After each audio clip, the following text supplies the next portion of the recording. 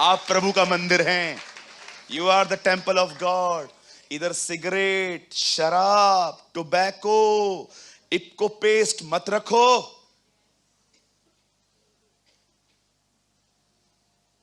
Fight करो खुद से। इसके अंदर पॉर्न मत डालो। तीसरा पाप, वे व्यभिचार करते थे, एडल्ट्री। चौथा पाप उनके बीच में लिखा है, बाइबल बताती है वे खेलते कूदते उठे और खाते पीते सो भी गए। उन्होंने अपनी जर्नी को पिकनिक की तरह लिया था। बहुत सारे लोग जैसे आज संडे के दिन पिकनिक की तरह आते हैं, ओ चलो संडे है चर्च होके आएंगे। बिलीव करो ब्रदर, ये पिकनिक का स्पॉट नहीं है, ये बैटलफील्ड है। यहां पर लड़ना सिखाया जाता है शैतान से। आप समझ पा रहे हैं? ये सारे गुनाह उनके बीच में थे। इसीलिए बाइबल बताती है कोई भी कनान नहीं आ पाया, रास्ते में ही ढेर हो गए। कभी कभी तो पता है परमेश्वर को इन्हें मारना पड़ा। लिखा है ना, उनके बीच में प्रभु ने तेज तेज तेज जहर वाले सांप भेजे थे कैंप में कई बार प्रभु ने, क्योंकि परमेश्वर इनके साथ बहुत डिस्टर्ब था। कभी आपने सोचा है क्यों बाइबल का 3/4 ओल्ड टेस्टामेंट रखा गया है? आप जानते हो मेरे हाथ में जो बाइबल है उसका इतना हिस्सा पुराना नियम है, सिर्फ इतना सा हिस्सा नया नियम है। क्यों परमेश्वर ने आपको बाइबल के अंदर 3/4, आप देखो इतना सा हिस्सा पुराने नियम में हो, सिर्फ इतना सा छोटा सा हिस्सा नया नियम है। क्यों परमेश्वर ने उनका इतिहास हमारे सामने रखा? हमें समझाने के लिए कि देखो तुम लोग ज्यादा आत्मिक मत समझो। ये वो लोग थे जिन्होंने मेरे सामने रोटी गिरते देखी, पानी चट्टान से निकलते देखा। दोपहर में मैं बादल के खंबे में इनको छांव में बचाता था, रात को अग्नि के खंबे के द्वारा मैं ठंडियों में इन्हें गर्मी देता था। मैंने इनके लिए क्या कुछ नहीं किया, लेकिन फिर भी वे खत्म हो गए। मैं उनको निकाल तो ले आया, पर मैं कभी उनको पहुंचा नहीं पाया। कितनी सैड स्टोरी है ना। तो ब्रदर उधर जो लोग गए थे कौन से थे? सेकंड जनरेशन थी वो, फर्स्ट जनरेशन नहीं थी वो। जो लोग वहां से निकले और रास्ते में जो उनसे पैदा हुए वो लोग गए हैं। जो पहले वाली पीढ़ी थी वो खत्म हो गई। यहूदा में लिखा है उसने एक कुल को खत्म कर दिया था। हालेलुया।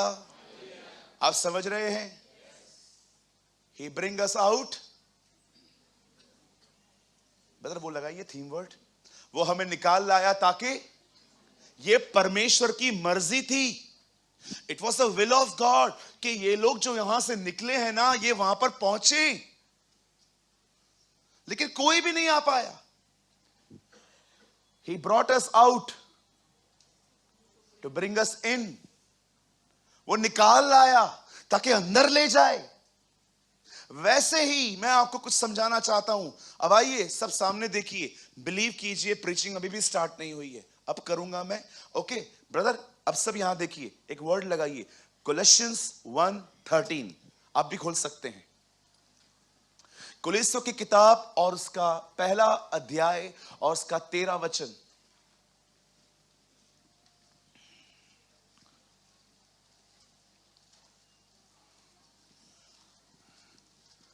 बहुत लोगों ने इस वचन को बहुत बार पढ़ा होगा, पर मैं चाहता हूं आप आज थोड़ा इसको ध्यान से पढ़ें। उसी ने, अब ये उसी कौन है ये? चलो ठीक है, अब लोग पहले पढ़ लेते हैं। उसी ने हमें अंधकार के वश से छुड़ाकर अपने प्रिय पुत्र के राज्य में प्रवेश कराया। ओके, अब सब सामने देखिए, ये उसी कौन है? परमेश्वर। खुदा हमें अंधकार से निकाल लाया ताकि हम पुत्र में पाए जाएं। बाप तुम्हें निकाल लाया ताकि तुम बेटे में पाए जाओ। हालेलुया। कहिए पुत्र है। आपको पता है कोई नहीं कहता है कि एक आत्मा है जिसका नाम है anti God. There is no anti God spirit in the Bible.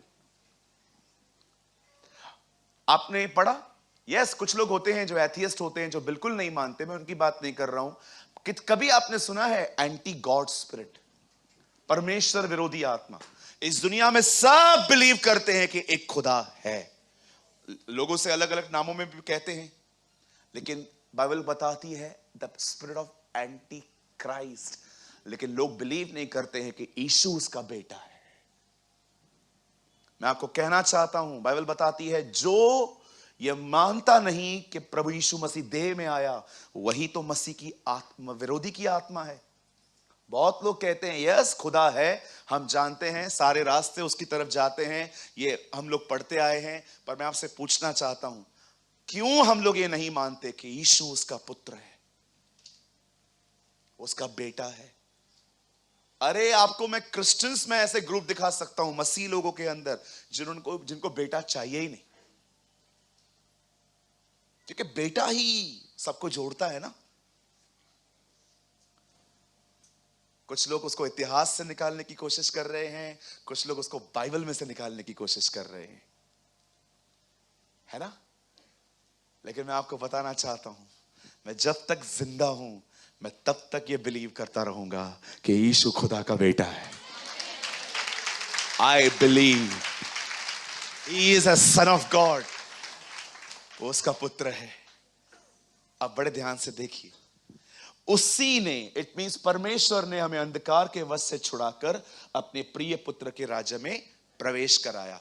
अब कितने लोग इसको और इजीली समझना चाहते हैं? एक्चुअली ऐसा लिखा है यहां पर, बाप तुम्हें इसलिए छुड़ा लाया ताकि तुम बेटे में पाए जाओ। अब इसका मीनिंग क्या है? चलिए हम स्टार्ट करते हैं। आइए सब सामने देखिए, सुनिए। एक दिन आपके लाइफ में कुछ प्रॉब्लम आया, आपको पता है ना, उससे पहले यीशु हमारे लिए अंग्रेजों का भगवान था है ना? जिस दिन प्रॉब्लम आया वो हमारा हो गया। पहले हम लोग, कितने लोग हैं यहां पर, सच बताओ, आप लोग इस मेंटालिटी में चलते थे यीशु गोरों का खुदा है? लंबा हाथ उठाओ, लंबा लंबा लंबा। ओके, सब बिलीव, ओ 80% लोग बिलीव करते थे। कौन है वो?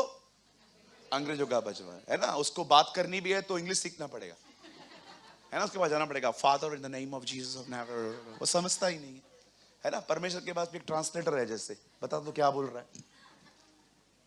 मैं आपको बताना चाहता हूं मेरे भाइयों, मेरी बहनों, यहां देखो, अगर हम लोगों को बाइबल में ऐसा लिखा रहता कि वो सिर्फ इंग्लिश समझता है, हिंदी नहीं समझता, अगर तुम्हें जीसस से बात करनी है तो तुमको पहले अंग्रेजी सीख के आनी पड़ेगी। तो फिर पहले हम क्या करते, हम चर्च में इधर साइड में जहां पर संडे स्कूल है उधर इंग्लिश क्लासेस खोलते, जाओ और पहले इंग्लिश सीखो ताकि तुम प्रार्थना कर सको। अगर यीशु सिर्फ अंग्रेजी समझता तो मतलब ये तो साफ है कि वो अंग्रेजों का खुदा है, 100% साफ है। अच्छा, अगर यीशु कहता मुझसे गुजराती में बात करो, तो फिर गुजराती सीखनी पड़ती, मतलब वो गुजरातियों का खुदा है। अगर यीशु कहता नो, टॉक टू मी इन मराठी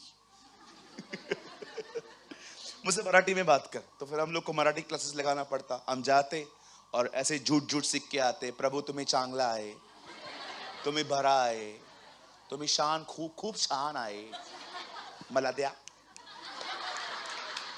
आप मेरा दुआ सुनो, मस्काबाजी पूरा हो गया, अभी सुनो। आप देखिए, अगर खुदा एक ही भाषा समझता है मतलब वो एक ही भाषा का है। आज आप सिंधी में प्रेयर करते हो, आप मराठी में करते हो, आप इंग्लिश में करते हो, आप अपनी लैंग्वेज में करते हो, वो सुनता है। क्यों? क्योंकि वो सारी जातियों का खुदा है। वो सिंधियों का प्रभु है, वो मराठियों का प्रभु है, यस, वो हर जाति का खुदा है। मैं इंग्लिश इन दिनों में मराठी बाइबल पढ़ रहा हूं, वो इतनी खूबसूरत है, मैंने एक वचन तो याद भी कर लिया, इतना ब्यूटीफुल वर्ड है, मनुष्य देवाचे रूप आए जेनेसिस 1:26 लिखा है ना, परमेश्वर ने मनुष्य को अपने स्वरूप में बनाया। एक ट्रांसलेशन लिखा था मनुष्य देवाचे रूप आए। एक जगह लिखा था हिंदी बाइबल के अंदर, दुष्ट आत्माओं का विश्वास होता है। मैं मराठी पढ़ रहा था, उसमें लिखा था भूतांचा विश्वास हालेलुया, यस। अब देखो, सबसे पहले हम में से बहुत सारे जो लोग थे, हम समझते थे यीशु अंग्रेजों का भगवान है। विश्वास करो, बहुत सारे अंग्रेज भी उसको नहीं मानते। बिलीव मी, जानते ही नहीं है। आप किसी किसी अब्रॉड में किसी किसी के पास चले जाओ, आप उसको बोलो, do you know Jesus? Who is Jesus? I don't know. मैंने यूट्यूब पे ऐसे वीडियोस देखे, इजराइल के लोग जो अंदर रहते हैं, कुछ लोग उसको नहीं जानते। Do you know Jesus? या we know he was a prophet. हाँ, उल्लासनगर आ मेरे चर्च में।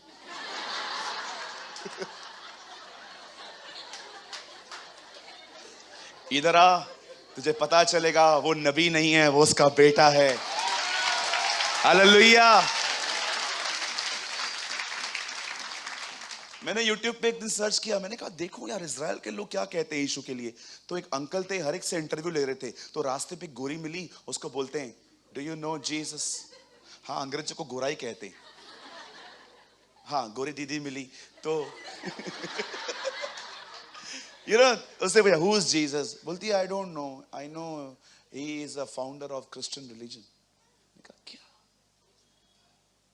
कुछ भी। मेरा मन कर रहा था मैं कमेंट टाइप करूं, come in Ulhasnagar, come to our church and know about his.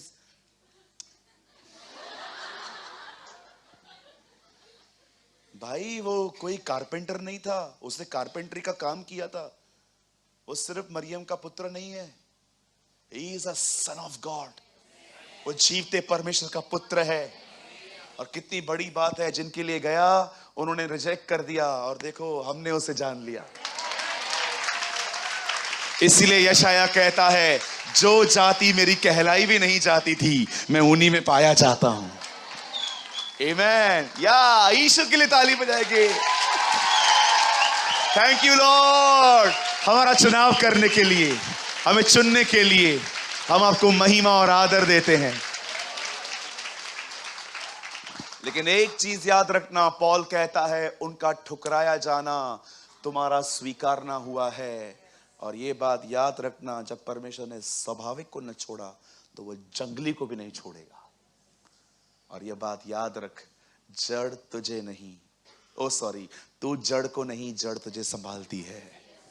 कभी प्राइड मत रखना कि उन लोगों ने रिजेक्ट किया, मैं स्वीकारा गया। नो सर, याद रखना, जो उनसे फिर सकता है वो तुमसे भी फिर सकता है। अब परमेश्वर, जब हम उसे नहीं जानते थे तो हम लोग क्या सोचते थे, वो अंग्रेजों का है। लेकिन एक दिन हम प्रॉब्लम में आए, भले ही टूटेपन में आए, और हमारे पास एक भाई आया, हमारे पास एक बहन आई। उससे कितना स्वीटली आपको बताया, सिस्टर मैं एक प्रेयर पे जाती हूं, आप भी आओ। पहले आपको डर लग रहा था, नहीं मैं नहीं आ सकती। होता है ना कभी कभी, दो दो पाँव में दो दो जगह पैर रखते हैं ना हम लोग, डर लगता है ना कि ये बोट ज्यादा ना चली जाए आगे। नहीं मैं नहीं आ सकता। लेकिन फिर भी उस बेचारे ने, अरे मैं आपको सच कहता हूं, जिसने आपको सुसमाचार बताया ना, उसके लिए प्रेयर किया करो। है ना, कितना डेयरिंग का काम किया ना उसने आपको बता के।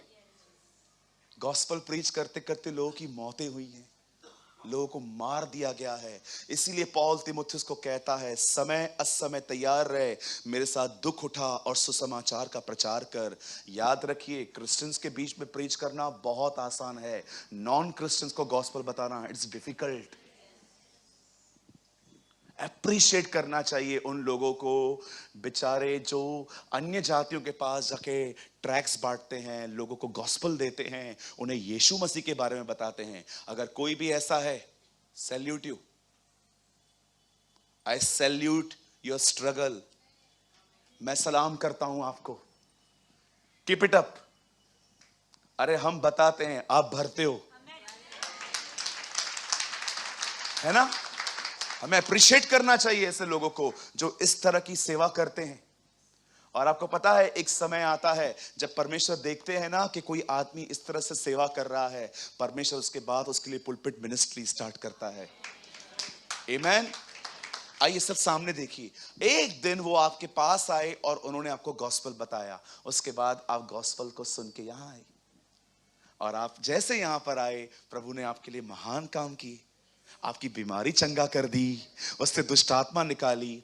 आपको पता है, हम लोग जब यहां पर आए थे, लगभग सभी डीमन पजेस थे। नहीं, मैं नहीं थी, अपने आप को प्रूव कर सकता हूं। लिसन, कभी कभी परमेश्वर बहुत क्वाइटली डिलीवरेंस देता है, लेकिन sometimes God allow this drama. आपने देखा है कभी कभी कुछ लोगों में से दुष्ट आत्मा निकलती है तो नाटकबाजी करती है, करती है ना, कभी कभी झूमती रहती है ये। मैं एक बार एक क्रूसेड पे था, मैं प्रीच कर रहा था, मुझे सच्ची में कुछ पता नहीं था, मैं ऐसे ही प्रीच कर रहा था और मैंने सबको बोला, 10-12 हजार लोग थे और वहां पर मैं प्रीच कर रहा था और जितने सब लोग थे, मैंने कहा प्रभु मैं यीशु के नाम से प्रार्थना करता हूं, प्रभु इस ग्राउंड में जितनी भी दुष्ट आत्माएं यीशु के नाम से निकले। और मैंने कह दिया तो मेरी स्टेज के नीचे बहुत नीचे गैप थी और मैंने नीचे देखा 25-30 लोग।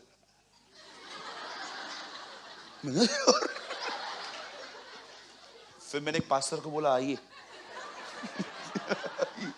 फिर हमने कमांड किया, in the name of Jesus, in the name of Jesus, in the name of. हमने हाथ रख के ओ कैसे चीख चीख के निकल रही थी वो। लिखा है ना बाइबल के अंदर, और दुष्ट आत्माएं चीख चीख के उसके सामने निकलती थी, ओ ऐसे निकल रही थी। समटाइम्स परमेश्वर ड्रामा अलाउ करता है ताकि सबको पता चले ये भी है। देख लो, कई लोग कहते हैं ना शैतान है ही नहीं, ये है ही नहीं, वो है ही नहीं, तो ये क्यों डांस कर रहा है, डिस्को डांस क्यों कर रहा है? लेकिन कभी कभी परमेश्वर बहुत क्वाइटली, आप आए थे, आप चेन स्मोकर थे, आप ड्रंकर थे, आपको छोड़ नहीं रहा था, परमेश्वर कभी कभी डिसेंट वे में निकाल के चला जाता है। तो बोलो बाजू वाले को, हम सब कचरा रख के इधर आए थे।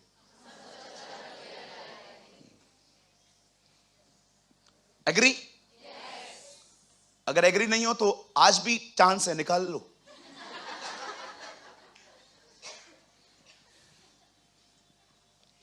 मुझे बताइए, आदम को सिगरेट पीना किसने सिखाया?